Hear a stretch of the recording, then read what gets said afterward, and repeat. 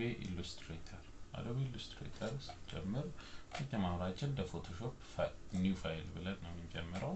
ሞስትሊ መስራት ያለባችሁ 1920 በ1080 ላይ ወይም ደግሞ ኤችዲ ኳሊቲው ላይ ከዛ ክሬት እንለዋለን። ክሬት ስንለው እንደ አይነት ላንድስኬፕ ይመጣልናል ማለት ነው። ካንቫስ ከመጣልን በኋላ ምናየው ብዙ ነገሩ ከፎቶሾፕ ጋር ይመሳሰላል። መጀመሪያው ሴሌክሽን ቱል ነው። ሴሌክሽን ቱል መምረጫ ማለት ነው። የሆነ ነገር መምረጫ መንቀሳቀሻ የምንጠቀምበት ነው። ለምሳሌ እዚህ ጋር ክብን ይዤ ይሄኛውን ማንቀሳቀስ እችላለሁ፣ ማሽከርከር እችላለሁ ምናምን ማለት ነው። እዚህ ጋር ኢቭን አራት ማዕዘን ከሆነ እነዚህ ቱሎች አሉ። እነዚህ ምንድናቸው? እዚህ ጠርዙን ወይም ኮርነሩን ከርቭ ማድረጊያ ነው።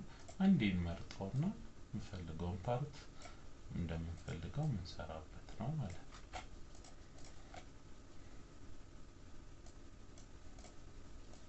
ሁለተኛ ዳይሬክት ሴሌክሽን ነው። ዳይሬክት ሴሌክሽን ደግሞ ምንድነው የሚያደርግልን? እነዚህ አንከር ይባላሉ። አንከር ፖይንቶችን ማንቀሳቀስ ነው ስራው። ለምሳሌ አንዷን ብቻ ማንቀሳቀስ ስፈልግ እመርጣታለሁ እንጂ ዝም ብዬ ከጎተትኩት ሁሉንም ነው አንድ ላይ የሚያንቀሳቅስብኝ ማለት ነው። እኔ ይሄንን ለምሳሌ በመርጠው ማንቀሳቀስ እችላለሁ። ሁለተኛ ደረጃ ደግሞ እነዚህንም ማንቀሳቀስ እንድችል ይፈቅድልኛል ማለት ነው። በመቀጠል እዚህ ጋር ማጂክ ዋንድ አለ፣ ከዛ ላዞ አለ። እነዚህ ጥቅማቸው ምንድነው? እነዚህ ጥቅማቸው መጀመሪያ ሴሌክሽኖች ናቸው። የመጀመሪያው ማጂክ ዋንድ ነው። ተመሳሳይ ቀለሞችን መምረጥ ነው። ጥቁር ሲነካ ሁሉም ጥቁር እዚህ ውስጥ ያለ ይነካል። ነጭ ሲነካ ነጭ፣ ተመሳሳይ ቀለም ያለውን ነገር ይመርጣል። ላዞ ግን የምንፈልገውን ነገር በማክበብ መምረጥ እንችላለን ማለት ነው። በመቀጠል ፔን ቱል ነው። ፔን ቱል አሰራሩ ፎቶሾፕ ላይ ሞስትሊ ቀድመን ፎቶሾፕ ስለምናይ ማለት ነው ቀላል ነው። መጀመሪያው በሁለት ይከፈላል ብለናል። ሼፕ እና ፓዝ እዚህ ጋር ስላለ ችግር የለውም። እዚህ ላይ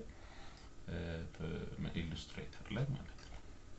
መጀመሪያ ኮንትሮል ሺፍት አልት ነው የምንጠቀመው። መጀመሪያ አንዴ ክሊክ አድርጌ ከጎተትኩ በኋላ ሺፍት ምን ታደርግልኛለች? ቀጥ ብሎ እንዲሄድ ታደርጋለች በዞር። ሺፍትን ካልያዝኩ ግን እንደፈለኩ ስሙዝሊ ማንቀሳቀስ እችላለሁ። ኮንትሮል ደግሞ ይዘን እዚህ አንከር ፖይንት መነሻ ፖይንት መቀየር እንችላለን ማለት ነው። አልት ደግሞ ካረግን ምን ያደርግልናል? ቅርጹን አዝጭጭ እነዚህ መስመሮቹ ጋር ስንሄድ ቅርጹን መቀየር እንችላለን ማለት ነው። ከዛ በኋላ አንድን ቅርጽ ወደ ታች ስጎትት የሚቀጥለው ቅርጽ መጣ ወደ ታች ነው፣ ወደ ላይ ሲሄድ ወደ ላይ ነው የሚሄደው ማለት ነው። እና ከፎቶሾፕ ትንሽ የምትለየው እዚህ ጋር የሆነች መስመር አለች አትለቀንም። እሷ እንድትጠፋ ከፈለጋችሁ የሰራችሁትን ከጨረሳችሁ ኢንተር ማለት ነው።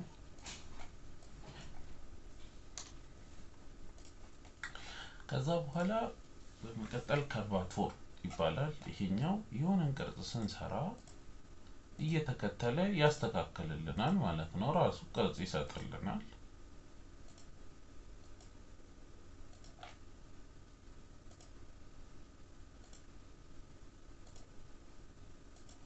ራሱ እየተከተለ ያንን ቦታ ይዘው ይሄድልናል ማለት ነው።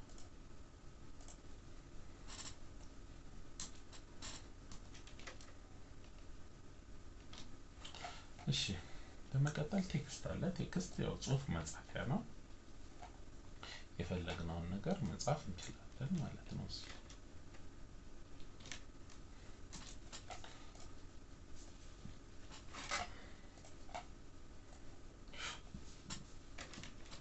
ስንጎትት ማጎተት እንችላለን። እዚች ጋር ፎንቶች አሉ፣ የምንፈልጋቸው አይነት ፎንቶች አሉ። እዚህ ጋር ያጻጻፉ ቦታ አለ። ቀለሙን መቀየር እንችላለን። እዚህ ጋር ማዞር ምናምን እንችላለን። ደስ ያለን ቀለሙን መስጠት እንችላለን ማለት ነው።